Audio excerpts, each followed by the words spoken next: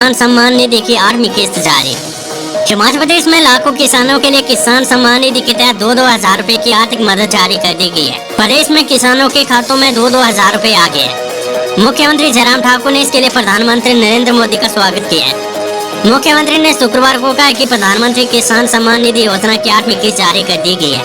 इसके बाद मुख्यमंत्री ने राज्य में इस योजना के तहत प्रगति की समीक्षा करते हुए कहा कि ये योजना 24 फरवरी 2019 को प्रधानमंत्री नरेंद्र मोदी की ओर से शुरू की गई थी। इसके तहत आय सहयोग के तौर पर छोटे और सीमांत किसानों को 6,000 रुपए प्रति वर्ष की राशि 2,000 रुपए की 3 बराबर किस्तों में दी जा रही है। बड़ी खबर, कोरोना मृतकों के अंतिम संस्कार की व्यवस्था देखेंगे विधायक। हिमाचल प्रदेश में कोरोना से मरने वालों के अंतिम संस्कार की व्यवस्था स्थानीय विधायक देखेंगे।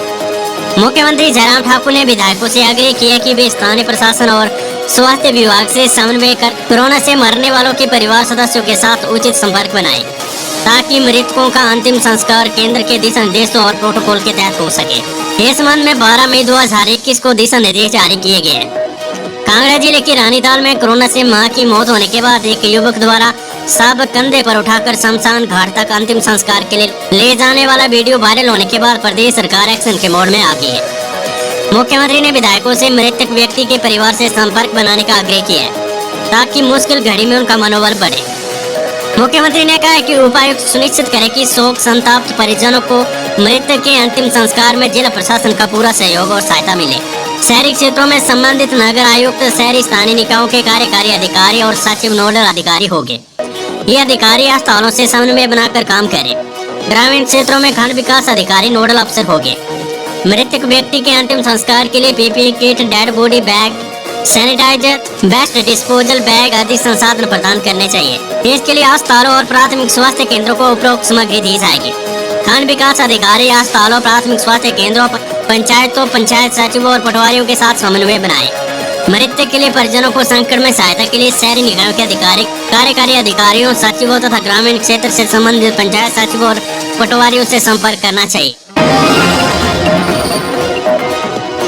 स्वास्थ्य सुविधाएं न मिलने से लोग परेशान।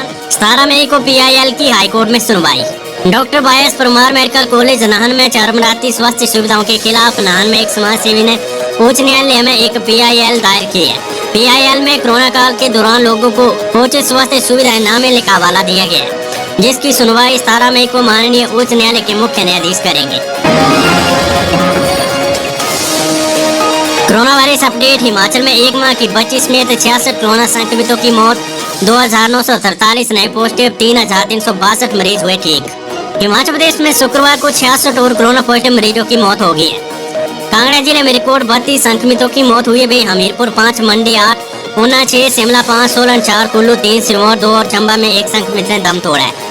जिला शिमला के ठियोग क्षेत्र में एक माह की कोरोना पॉजिटिव बच्ची की भी मौत हो गई है। मध्य प्रदेश में 2,943 लोगों के कोरोना टेस्ट की रिपोर्ट पॉजिटिव आई है। इनमें से कांगड़ा 736, सोलन 316, बिलासपुर 343, चंबा 249, मंडी 266, शिमला 216, ऊना 292, हमीरपुर 200, सिरमौर 217, किन्नौर 27, कुल्लू 62 और लाहौल स्पीति में 19 नए मामले आए हैं। बिलासपुर जिले में 62 बच्चे भी कोरोना पॉजिटिव पाए गए। हालांकि पिछले दिनों के मुकाबले आज नए मामलों में कमी आई है। प्रदेश में रोज जहां 4,000 मामले आ रहे थे, वहीं शुक्रवार को केसों में करीब 1,000 की कमी दर्ज की गई है। इसके साथ ही प्रदेश में कुल कोरोना संक्रमितों का आंकड़ा 1,53,717 पहुँच गया है। इनमें से अब तक 1,11,878 संक्रमित ठीक हो चुके हैं। सक्रिय कोरोना मामले अब 39,673 रह गए। 2,185 संक्रमितों की मौत हो गई है। हिमाचल में मास्क नहीं पहनने वालों के 3,700 चालान, सबसे ज्यादा कांगड़ा जिले में तोड़े नियम। हिमाचल प्रदेश में कोरोना के बढ़ते मामलों के मद्देनजर जारी दिशा निर्देशों का पालन सुनिश्चित करने को लेकर शुरू किए गए अभियान के तहत गत हफ्ते में मास्क नहीं पहनने वालों के लगभग 3,700 चालान काटे गए हैं। एक सरकारी प्रवक्ता ने बताया कि गत साल से 13 मई तक चले इस अभियान के दौरान लगभग 24,11,000 रुपए का जुर्माना वसूल किया गया है। सबसे ज्यादा 768 चालान कांगड़ा जिले में किए गए हैं। इसके बाद मंडी में 567 और बद्दी में 510 चालान किए गए। लाहौल स्पीति जिले में मास्क नहीं लगाने का कोई मामला नहीं आया। इसके अलावा इस अवधि में बाजारों में दुकानों के सामने सामाजिक दूरी का पालन नहीं करते हुए लाइनें नहीं लगाने और मास्क नहीं लगाने आदि के लिए भी 245 चालान काटे गए हैं। इनके बदले 3,62,000 रुपए का जुर्माना वसूला गया है। नियमों का उल्लंघन करने वालों के खिलाफ मामले भी दर्ज किए गए हैं। सरकार व प्रशासन संवेदनहीन, कहीं कूड़ा ढोने वाले ट्रैक्टर से तो कहीं अकेले अपने कंधे पर सब ले जा रहे परिजन कुलदीप राठौर। हिमाचल में कोरोना की दूसरी लहर ने सारे रिकॉर्ड तोड़ दिए। सूबे में कोरोना से मरने वालों का आंकड़ा दिन प्रतिदिन बढ़ता जा रहा है। सरकार प्रभावित परिवारों को मदद प्रदान करने में भी असफल नजर आ रही है। कांग्रेस प्रदेश अध्यक्ष कुलदीप सिंह राठौर ने शुक्रवार को अनौपचारिक बातचीत में ये बात कही है। उन्होंने कहा कि देवभूमि में कई लोग अपने परिवार सदस्यों का साफ कूड़ा ढोने वाले ट्रैक्टर तो कहीं अंतिम संस्कार के लिए अकेले अपने कंधों पर ढोने के लिए मजबूर हो गए हैं। राठौर ने कहा कि स्थिति बिगड़ती जा रही है, जबकि सरकार व प्रशासन संवेदनहीन हो गया है। उन्होंने प्रदेश में वैक्सीनेशन की ढीली रफ्तार पर चिंता प्रकट करते हुए कहा है कि प्रदेश में सभी लोगों का टीकाकरण जल्द पूरा किया जाना चाहिए। और अब बड़ी खबर, हिमाचल कैबिनेट बैठक, कोरोना कर्फ्यू को बढ़ाने पर आज हो सकता है फैसला। जयराम मंत्रिमंडल की होटल पीटर हॉफ में होने वाली अहम बैठक में आज प्रदेश में लागू कोरोना कर्फ्यू को और बढ़ाने को लेकर मंथन हो सकता है। सूत्रों का कहना है कि प्रदेश में वर्तमान में कर्फ्यू लागू होने के बाद भी अभी तक कोरोना वायरस से संक्रमितों और मौतों की संख्या में कमी नहीं आई है। ऐसे में इस बात की पूरी संभावना है कि कर्फ्यू को और बढ़ाया जा सकता है। इसके अलावा कर्फ्यू की बंदिशों को भी और बढ़ाने की संभावना है। ऐसा इसलिए क्योंकि अभी तक कर्फ्यू लागू होने के बाद भी लोगों की बाजारों में आवाजाही कम नहीं हो रही है। विशेषज्ञों व अधिकारियों का मानना है कि जरूरी चीजों के लिए ही लोगों को बाजार निकलकर सामान खरीदने के लिए छूट दी जा रही है, लेकिन लोग इस दौरान भी बिना काम के लिए बाहर निकल रहे हैं। इससे लोगों में कोरोना वायरस के संक्रमण का खतरा बढ़ा है। ये भी संक्रमण से ग्रस्त होने वालों की बढ़ती संख्या का एक कारण है। यही वजह क्या अब होम डिलीवरी पर ज्यादा जोर देने के लिए कहा जाएगा।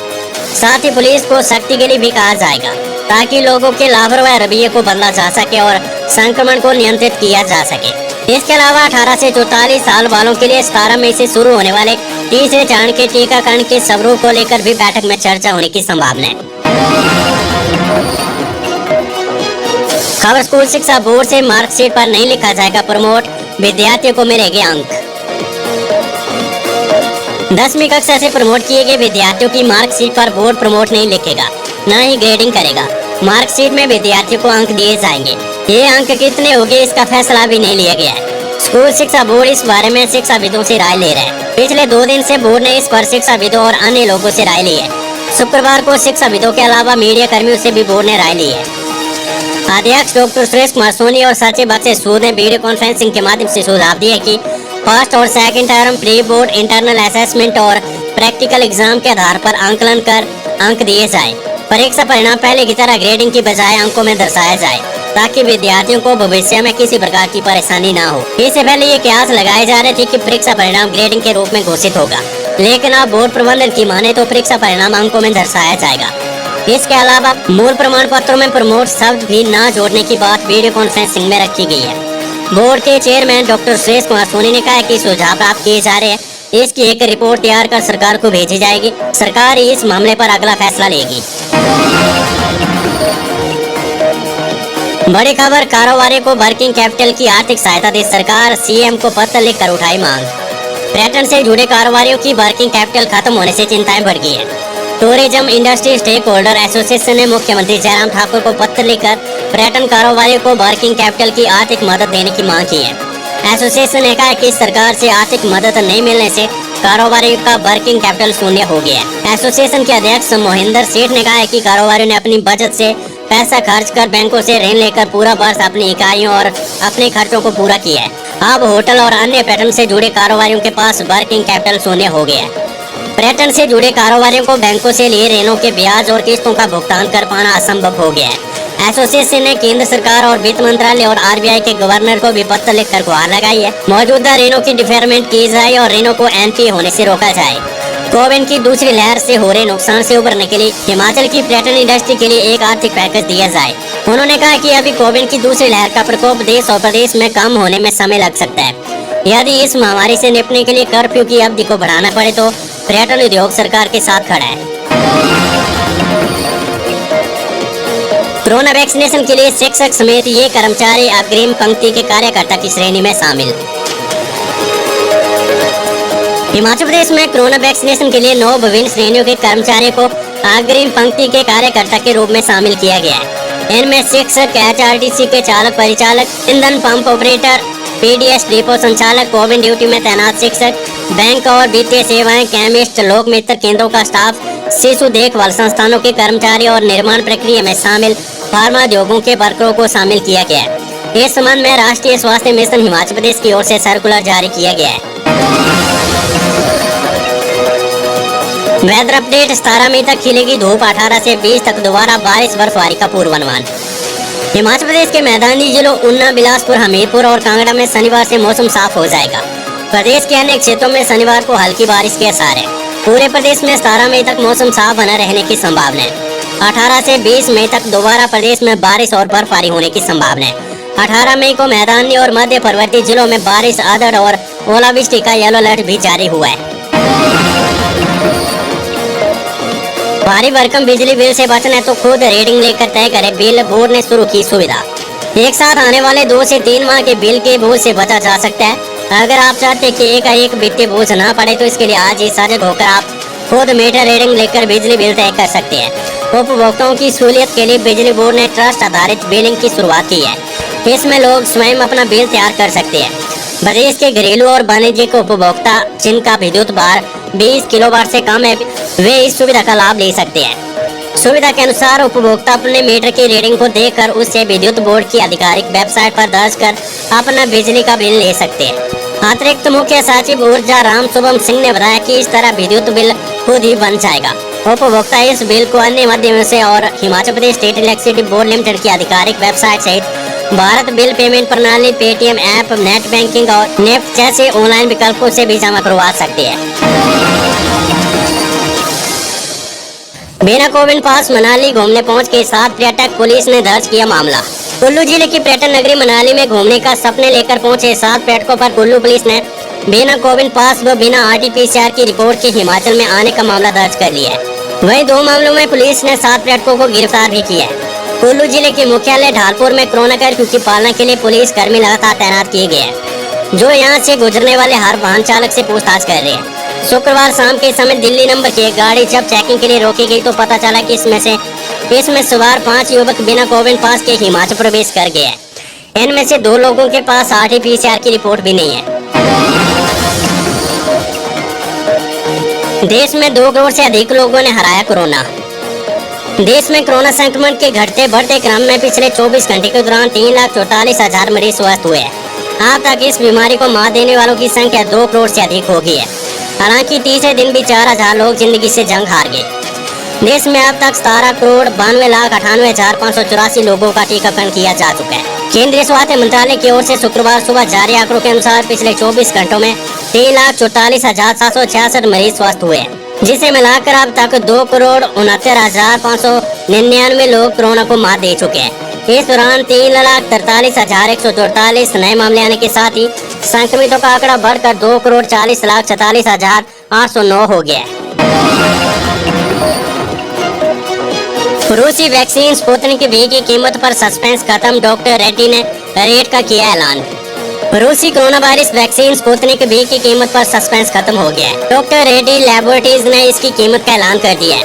भारत में इस रूसी वैक्सीन को बनाने वाली इस कंपनी के मुताबिक स्पुतनिक V की कीमत 948 रुपए प्लस 5% GST होगी। 948 रुपए के अलावा इस पर 5% GST यानी 47.40 रुपए GST चार्ज किया जाएगा। बड़ी खबर, स्कूल खोलने पर दिया जाएगा परीक्षा से वंचित रहे विद्यार्थियों को मौका। हिमाचल प्रदेश भर में 8वीं से 12वीं कक्षा के जो भी विद्यार्थी अपनी प्री बोर्ड परीक्षाएं, सेकंड टर्म एग्जाम या अन्य हाउस टेस्ट कोरोना वायरस और किसी वजह के चलते नहीं दे पाए, उनकी परीक्षाएं हालात सामान्य होने पर स्कूल खोलने के बाद ली जाएगी। ये परीक्षाएं स्कूल स्तर पर भी ली जाएगी। प्रदेश भर में कई ऐसे विद्यार्थी जो स्कूल में चल रही परीक्षाओं के समय कोरोना पॉजिटिव थे या कई ऐसे हालात में फंसे थे कि परीक्षा नहीं दे पाए, ऐसे विद्यार्थियों की परीक्षा स्कूल स्तर पर ली जाएगी।